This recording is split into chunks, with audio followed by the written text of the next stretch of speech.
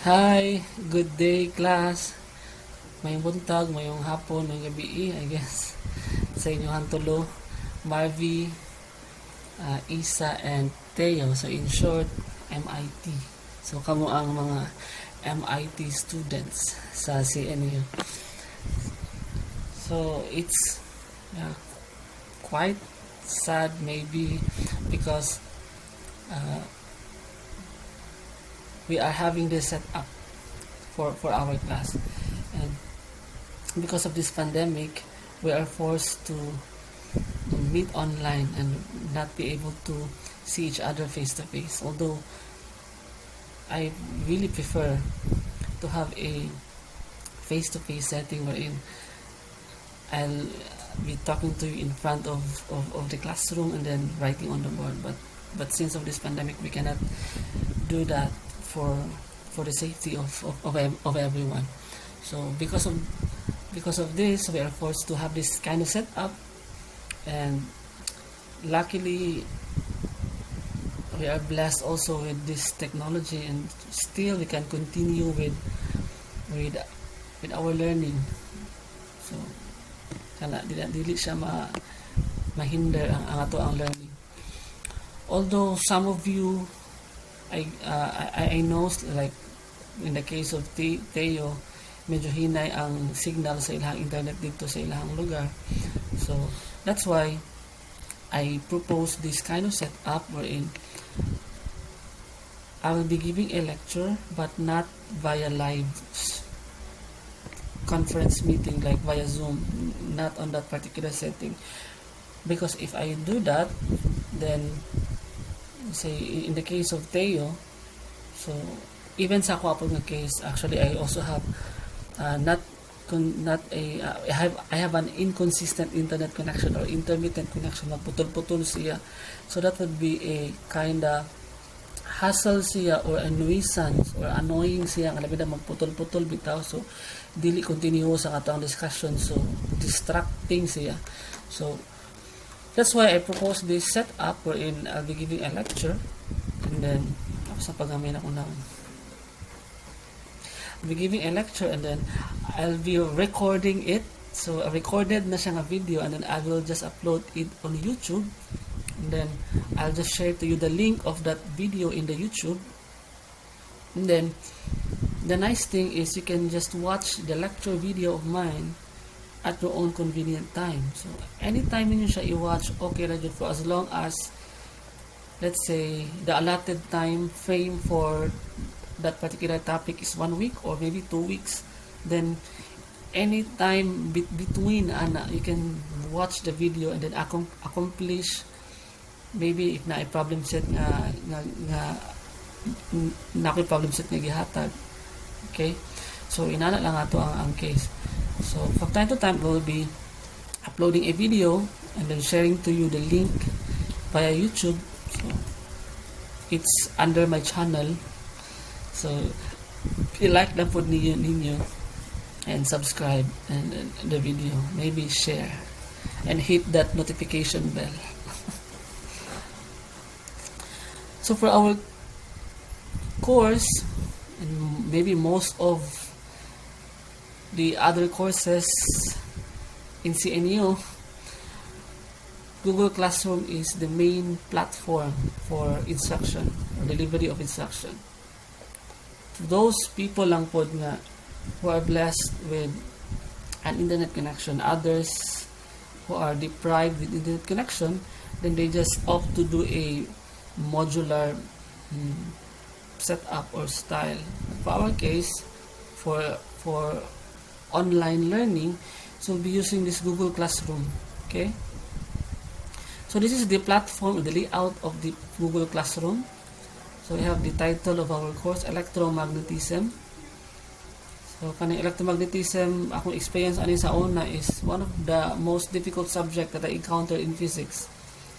To tell you honestly, it's one of the most difficult subject, but I tell you, it's one of the most enjoyable course nga inyong matakal, because if masabtan ninyo ang electromagnetism, then it's like sayo na ang uban.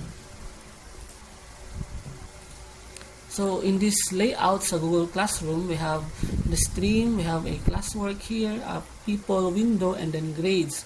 For the stream, I already posted here my initial announcement. I know you've already read this one and then made a comment. I have read your comment, thank you. So this is this is like a timeline in Facebook wherein you can share anything.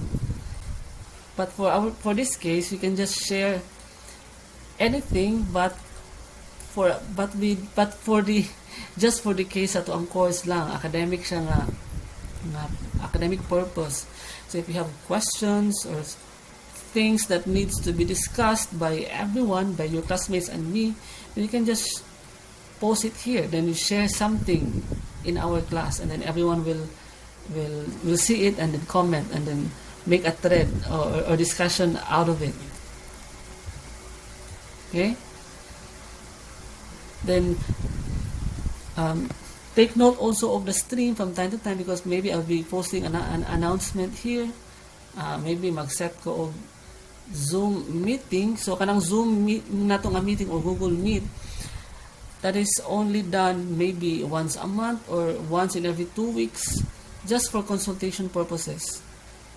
And not only sa Zoom ang consultation nato ha, you can directly ask me if you really want a consultation, then I can call you personally via sa yung cell phone. So I already have your contact number. So if you have anything nga naamoy question, nalibog mo sa lesson, do not hesitate. Ayaw kaulaw nga motawag mo sa ako or mo text mo sa ako, sir, can you call me? So naman ko yung load, so I can just call you and then make an appointment or schedule para iron out nato, and then we can do the one-on-one consultation para kinisod man na nga naglisod mo ani nga topic nga concept sa topic, and then mapusid na ta sa next, and then paparin mo kasabot sa previous, so lisod na siya. So everything na may kalibugan sa kaning topic, you settle it, yun dapat masabtan siya to proceed, in order for you to proceed to the another topic which is much more difficult siya compared sa previous topic. So under classwork, we have the different topics here. These are all the topics na nasulod sa ato ang course. Okay, so we have introduction. I already posted here, uploaded the syllabus for our course, so you can download this one or read. And then first topic would be vector analysis. I already uploaded the material needed. Ang sulod ani is the discussion sa vector analysis, including also the problem set. Okay, so I'll be scheduling a deadline, or as to when is the deadline for your first problem set under chapter 1. Okay, so then we have electrostatics, electric fields in matter, and then magnetostatics. I think tama na ta sa electric fields in matter, because magnetostatics will be taken up in your electromagnetism 1. So this is electromagnetism 2. This is magnetostatics. For our course, it's just electromagnetism 1. So tama na ta electric fields in matter. Okay, as you can see here under people, I only have 3 students, of course, count the law. And then the grading here will appear every time na makahatag ko og score, o mag-grade na nako inyong mga output or work. It will just appear here. So let's take a look at your syllabus. Okay, your syllabus.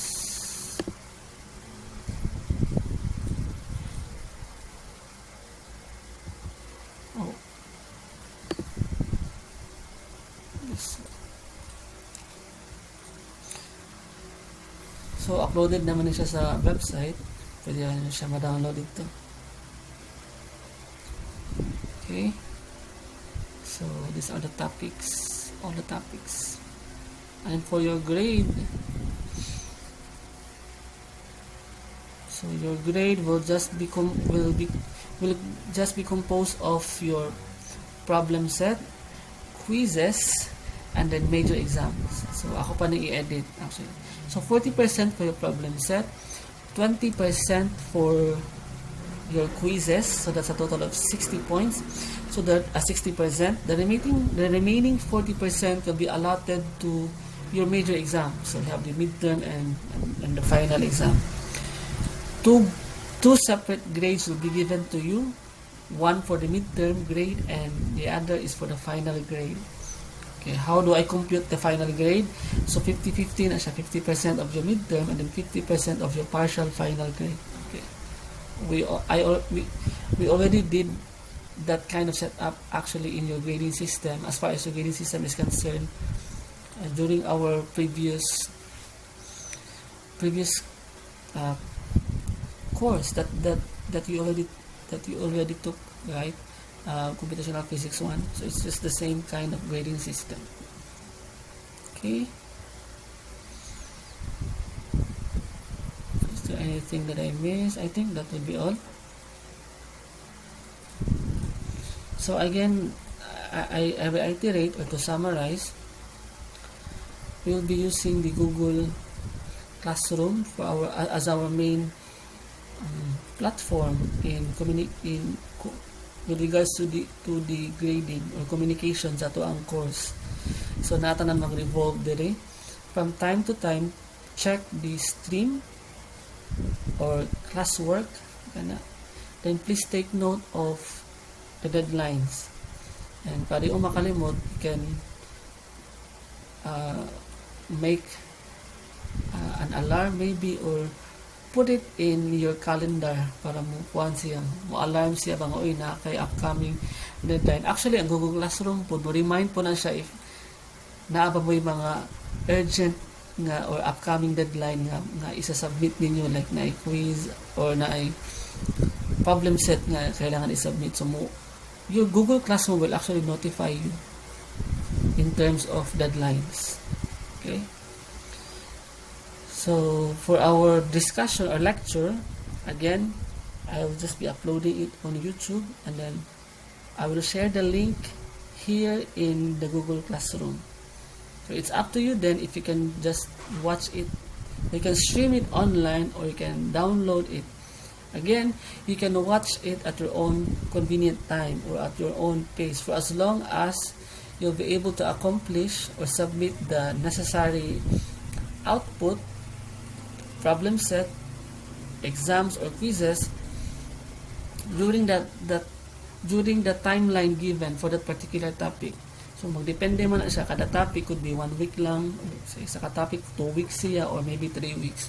So watch out for the time frame or the deadline for a particular problem set, because for each topic there will be a problem set given, tapos na siya corresponding deadline.